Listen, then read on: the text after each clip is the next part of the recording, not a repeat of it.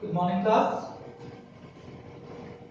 बेटे जैसे आप लोगों को पता है, in the last class we have discussed rules of accounting. Rules of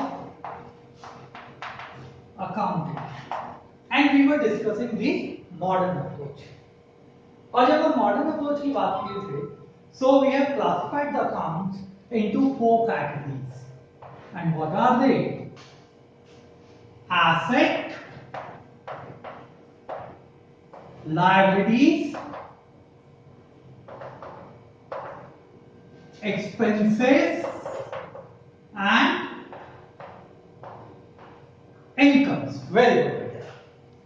और इसमें हमने पढ़ा था that whenever assets or expenses will increase, they should be debited, whereas if these assets or expenses will decrease, they should be credited. Whereas in case of liabilities and income, if liabilities or income increases, they should be credited, and if they are decreased, they should be debited. So ये चीजें बेटा हम लोग last class में already discuss कर चुके थे। यहां तक किसी को कोई प्रॉब्लम है? कोई इश्यू? क्लियर है? Very good. So, बेटे स्टार्टिंग टू द कंसेप्ट, मैंने तुम लोगों को एक प्रैक्टिस क्वेश्चन की शीट भेजी थी, ठीक है? So open question number 6। Question number 6 में फर्स्ट ट्रांजैक्शन क्या होता है बेटा? First transaction, Manu started business with cash. Manu started business with cash। बेटा बोर्ड पे दिख रहा है सबको? Very good. सो यहां पे सबसे पहले बेटा हमारा फर्स्ट स्टेप क्या होता था? To identify the accounts which get affected. तो इस वाली पर्टिकुलर ट्रांजैक्शन में कौन कौन सा अकाउंट इफेक्ट होंगे? एक तो मेरे को अकाउंट दिखता है जो इसने मेरे को बता दिया, which is the cash account. Very good. Second is the capital account, कि जब भी हम बिजनेस स्टार्ट करते हैं विद कैश तो हम उसको लिखते हैं कैपिटल अकाउंट। अब हमें इसका नेचर आइडेंटिफाई करना है। ये जो 4 क्लासिफिकेशन थे, इसमें एसेट क्या होता है या कैश क्या है? Cash is my asset, whereas capital is my liabilities. ठीक है? अब हमको देखना है कि whenever we have started this business, हमारा कैश इंक्रीज हुआ है या डिक्रीज? तो जब हमने बिजनेस स्टार्ट किया, बिजनेस के अंदर कैश आया है, तो that means this asset will increase. In the same manner जो हमारी लायबिलिटी है, कैपिटल जो है हमारी, वो भी इंक्रीज हो गई। ठीक है? Now going to the rules, check if any asset increase तो वो डेबिट होगा या credit? Very good, it will be debited. In the same manner अगर मेरी कोई लायबिलिटी इंक्रीज होती है तो वो मेरी क्रेडिट होगी। ठीक है? तो हमारी जर्नल एंट्री क्या होगी इसके लिए? Cash account debit to capital account. कोई इशू यहां तक बेटा किसी को भी? कंसेप्ट क्लियर है? Now moving back to the next transaction, question number 6 की सेकंड ट्रांजैक्शन क्या है बेटा? Very good, purchase furniture purchase furniture for business purpose, for business. ठीक है, तो बेटा एक चीज पता लग गई, अगर ये बिजनेस पर्पस के लिए है तो मैं अकाउंट्स में या बुक्स ऑफ अकाउंट्स में रिकॉर्ड होगा, क्योंकि ये मेरे पर्सनल यूज के लिए नहीं है, ये मेरे बिजनेस पर्पस के लिए है। तो बिजनेस पर्पस के लिए है, तो अब मेरे को देखना है कि कौन कौन से अकाउंट के अंदर इफेक्ट हुए हैं। तो बताओ कौन कौन से अकाउंट इफेक्ट हुए हैं। एक अकाउंट तो मेरे को दिखता है which is furniture, furniture account. और दूसरा अकाउंट कौन सा होगा बेटा? वेरी गुड, कौन होगा ये? उज्ज्वल। ठीक है, तो फर्नीचर अकाउंट का नेचर देखना है बेटा। फर्नीचर क्या होता है? Furniture is an asset. और कैश क्या होता है बेटा?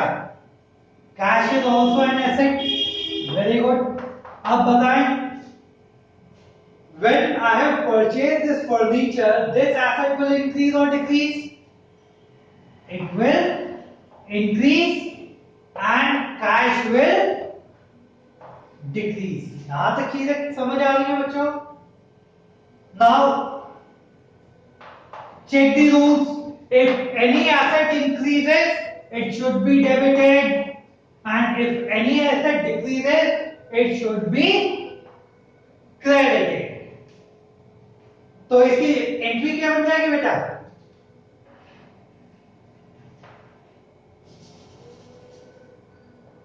Furniture account debit, furniture account debit to cash account. ठीक है, यहां पे कोई कंफ्यूजन?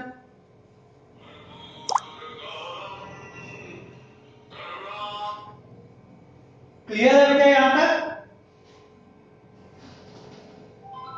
Very good. तो अब बेटा इसकी थर्ड ट्रांजैक्शन को देखते हैं। क्वेश्चन नंबर 6 की third transaction, and it is a bit different. और क्यों बोला बेटा हमने कि ये थोड़ी सी अलग ट्रांजैक्शन है? ट्रांजैक्शन पढ़ के बताओ बेटा मेरे को, ट्रांजैक्शन क्या है? Purchase goods on credit from Anshul. Purchase goods on credit from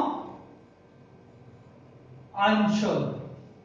तो बेटा यहां पे एक चीज है ऑन क्रेडिट, यानी कि मैंने इसको कैश पे नहीं किया है। ठीक है, I have bought this goods on credit, उधार पे खरीद के लाया हूं। तो यहां पे कौन कौन सा अकाउंट इफेक्ट होंगे? अंशुल अकाउंट, ये मेरे को दिखाई देता है बेटा। ठीक है, और दूसरा कौन सा होगा? Very good, purchases account. बेटा एक चीज ध्यान रखना, जब भी हम गुड्स खरीद के लाए हैं तो हम परचेज वर्ड को यूज करते हैं। अगर गुड्स को छोड़ के कुछ भी खरीद के लाए हैं तो हम परचेज यूज नहीं करेंगे। लाइकवाइज अभी जैसे पिछली ट्रांजैक्शन में हमने देखा था जब वी हैव बॉट फर्नीचर, तो हमने वहां पे फर्नीचर का नाम लिखा था, हमने परचेज नहीं लिखा था। तो गुड्स क्या है? Which we have bought for reselling purpose. जो भी चीज रीसेल करने के लिए लेके आए हैं वो मेरा गुड्स कहलाएगा। जिस चीज में मैं बिजनेस करता हूं वो मेरा गुड कहलाएगा। तो जब भी मैं गुड खरीद के लाया हूं तो वो परचेज कहलाएगा। ठीक है, और बेटा यहां पे हमने देखा अंशुल से ये क्रेडिट पे खरीद के लाया था, तो ये मेरे क्रेडिटर होते हैं। और क्रेडिटर क्या होते हैं? Very good, creditor is liability and purchase is expense. ठीक है, अब इनका इफेक्ट देखो बेटा। अंशुल जो है लायबिलिटी जो है वो इंक्रीज होगी डिक्रीज जब मैं क्रेडिट पे खरीद के लाया हूं? It will increase.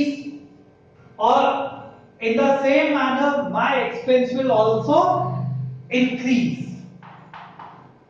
दोनों चीजें बढ़ रही हैं. Check the rules. अगर कोई लायबिलिटी इंक्रीज होती है so it should be credited, and if any expense will increase so it should be debited. तो हमारी एंट्री क्या बन गई बेटा? एंट्री बन गई purchase account debit to Anshul account. समझ में आता है बेटा? यहां तक कोई दिक्कत किसी को, कोई इशू? ठीक है बेटा, इसको बस यही ध्यान रखना है कि जब भी हम गुड्स खरीद के लाए रीसेलिंग पर्पस के लिए, यानी जिस चीज में हम बिजनेस करते हैं, सपोज करो मेरा मेडिकल स्टोर है तो मेडिसिन मेरे लिए गुड्स हुए. अगर मेरा कपड़े का काम है तो जो कपड़ा मैं खरीद के लाया हूं वो मेरे लिए गुड्स कहलाएंगे. अगर मेरा प्रॉपर्टी डीलिंग का काम है तो लैंड या फ्लैट्स जो भी मेरे पास हैं वो मेरे लिए गुड्स कहलाएंगे. सो बेसिकली जिस चीज का भी मैं बिजनेस करता हूं वो मेरे लिए गुड्स कहलाएंगे, और जब भी ये गुड्स मैं खरीदूंगा तो परचेज लिखता हूं, और जब भी इन गुड्स को मैं बेचूंगा तो मैं इनको सेल्स लिखूंगा. ठीक है? Moving ahead to the next transaction, what does the fourth transaction says? It says paid to his creditor Anshul. Paid to Anshul. ठीक है? तो फिर से मैं अकाउंट्स आइडेंटिफाई करूंगा. एक तो मुझे मिल गया अंशुल, और दूसरा क्या होगा बेटा? जब पेमेंट करिए, वेरी गुड, कैश. ठीक है? अंशुल क्या था मेरा बेटा? अंशुल मेरी लायबिलिटी थी, और कैश क्या होता है? एसेट. Very good. जब मैंने पेमेंट किया so this liability will decrease, और कैश के साथ क्या होगा? Cash will also decrease. तो बेटा check your rules. If any liability decreases क्या होगा? डेबिट. Very good, credit. तो हमारी एंट्री क्या बनी बेटा? एंट्री बनी हमारी Anshul account debit to cash. Clear है यहां तक बेटा? कोई दिक्कत? किसी को कोई चीज समझ में आई हो, कंफ्यूजन हो? ठीक है, चलो moving ahead to the next transaction. Next transaction क्या बोलता है बेटा? हाँ, paid salary to his clerk. Paid salary to clerk. ठीक है, तो अकाउंट्स आइडेंटिफाई करो. पहली चीज मेरे को दिख जाती है सैलरी अकाउंट. ठीक है, और दूसरा जब मैंने पेमेंट करी तो कैश अकाउंट. ठीक. नेक्स्ट थिंग मेरे को नेचर आइडेंटिफाई करना है. तो सैलरी किस तरीके का है बेटा? Salary is my expense. Very good. कौन बोल रहे हैं बेटा? दीपांशु. और कैश क्या होता है? Cash is my asset. ठीक है, तो जब मैंने पे किया है salary, so this expense will increase and cash will decrease. Check the rules. If any expenses increases it should be debited, and if any asset decreases it should be credited. तो हमारी एंट्री क्या बन गई बेटा? Salary account debit to cash account. समझ में आती है बात? यहां तक किसी को कोई दिक्कत? बेटा किसी को कोई भी इशू है अभी क्लियर कर दो। ठीक है, moving ahead to the next transaction and it is like this see, it says paid rent. ठीक है, तो बेटा जब हमने रेंट पे किया तो फिर से मेरे को दो अकाउंट्स आइडेंटिफाई करने पड़ेंगे, और क्या होगा, पहला अकाउंट तो मेरे को दिख जाता है which is rent account, and second is very good बेटा cash account. Rent is my expense and cash is my assets. It will increase, it will decrease, it will be an debit, और ये क्या हो जाएगा, credit. Very good, और हमारी entry क्या बन जाएगी बेटा, rent account debit to cash account. ठीक है, यहां तक बेटा चीजें क्लियर हैं, किसी को कोई इशू, समझ में आया कंसेप्ट। अब इसकी एक लास्ट ट्रांजैक्शन और है बेटा क्वेश्चन की, विच सेज, क्या बोलता है बेटा last transaction, very good, received interest. ठीक है, रिसीव्ड इंटरेस्ट। तो यहां पे बेटा एक मेरे को अकाउंट दिख जाता है which is an interest account, और दूसरा कैश या फिर बैंक। अब बेटा यहां पे एक चीज ध्यान रखना कि ये जो इंटरेस्ट मिला ये किस पैसे पे मिला होगा, बेसिकली मिला होगा जो पैसा मेरा बैंक के अंदर जमा है। ठीक है, तो बैंक में जो पैसा मेरा डिपॉजिट है उस पे जो इंटरेस्ट मिला वो भी मेरे बैंक अकाउंट में ही मिलेगा, राइट। तो जब भी मेरे बैंक अकाउंट में मिलेगा तो हम बैंक यूज करेंगे। और एक सेकेंड इक्वेशन बन सकती है कि सपोज करो मेरे पास कुछ पैसा था, आप मेरे पास पैसा मांगने आए और मैंने आपको इंटरेस्ट पे दे दिया, और आप ये जब मेरे को पैसा रिटर्न करोगे विद इंटरेस्ट करोगे, और ये पैसा आप मुझे कैश में पे करोगे। ठीक है, तो कैश और बैंक हम दोनों ही यूज कर सकते हैं, बट नॉर्मल बिजनेस प्रैक्टिस में बेटा मैं बिजनेस का पैसा आपको ऐसे लोन पे नहीं दे सकता। ठीक है, तो हम ये अज्यूम करके चलते हैं कि कभी भी हम कैश नहीं देंगे, या फिर इंटरेस्ट मुझे कैश में नहीं मिलेगा, वो सिर्फ बैंक के थ्रू होगा। तो सिर्फ हम यहाँ पे बैंक को यूज करेंगे, कैश को यूज नहीं करते हैं। ठीक है, अब इनके नेचर देखो बेटा, इंटरेस्ट क्योंकि मुझे रिसीव हुआ है तो क्या होगा बेटा, it will be my income, और bank is my asset. So income जब मेरी इंक्रीज हुई है, क्योंकि मैंने रिसीव किया था इंक्रीज हो गई, और बैंक में पैसा आया तो ये भी मेरा इंक्रीज हो गया। अब रूल्स चेक कर लो बेटा एक बार फिर से, अगर कोई भी इनकम इंक्रीज हुई है तो वो क्या होगी बेटा, क्रेडिट, और कोई भी एसेट अगर इंक्रीज हुआ है तो वो क्या हो जाएगा, डेबिट। तो हमारी जर्नल एंट्री क्या बन जाएगी बेटा, very good, bank account debit to interest account. Clear है यहां तक चीजें, किसी को कोई डाउट, वेरी गुड। तो यहां बेटा ये क्वेश्चन खत्म होता है।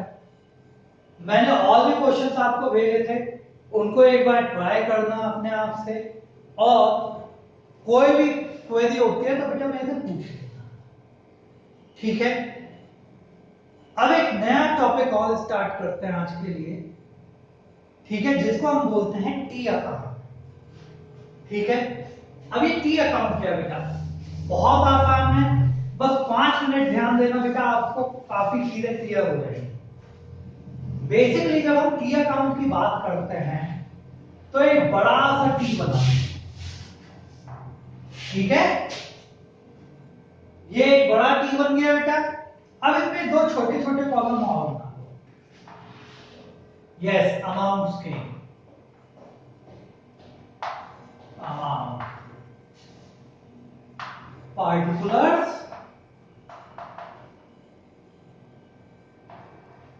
पार्टिकुलर्स,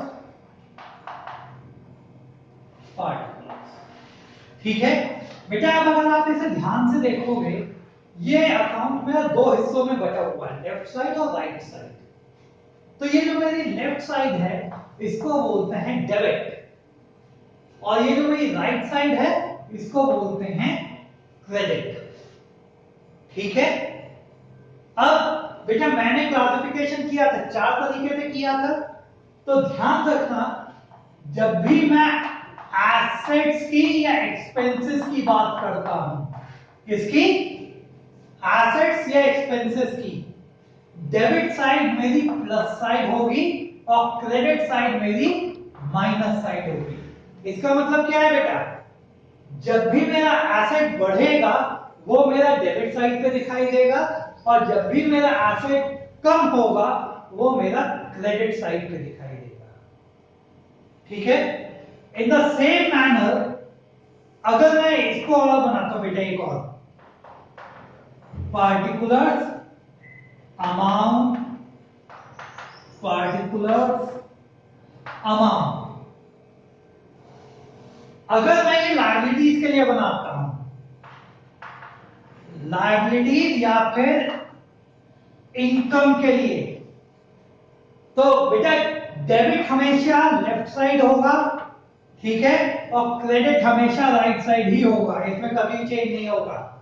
बट लायबिलिटीज के केस में बेटा, जब भी लायबिलिटी बढ़ेगी इसकी क्रेडिट साइड प्लस होगी और डेबिट साइड माइनस। समझ लो, जब भी लायबिलिटी या इनकम बढ़ेगी वो मेरी क्रेडिट साइड पे दिखाई देगी, और जब भी ये कम होगी वो डेबिट साइड पे। जबकि जब भी एसेट या एक्सपेंस बढ़ेंगे वो डेबिट साइड पे दिखाई देंगे, और जब भी कम होंगे ये क्रेडिट साइड पे दिखाई देंगे। और बेटा इसके लिए आपको एक रूल और बता देता हूं, उसको रूल को याद कर लो कि लाला के खाते में लाला का नाम नहीं। रिपीट करो बेटा एक बार, क्या बताया रूल? लाला के खाते में लाला का नाम नहीं। बेटा लाला कौन है? बेसिकली जो बिजनेस कर रहा है। ठीक है, तो इसका मतलब यह है कि जब भी हम किसी का अकाउंट बनाएंगे उस अकाउंट के अंदर उसका नाम नहीं आएगा। फॉर एग्जाम्पल मैं बोलता हूं कैश अकाउंट, तो मेरा लाला कौन हो गया बेटा? कैश। तो अब इस अकाउंट के अंदर कैश कहीं नहीं आएगा। ठीक है, और एक एंट्री मैं आपको बोलता हूं बेटा, एक एंट्री सपोज करो मैं यहीं लिख देता हूं, नीचे दिख रही है, cash account debit to sales account 10,000।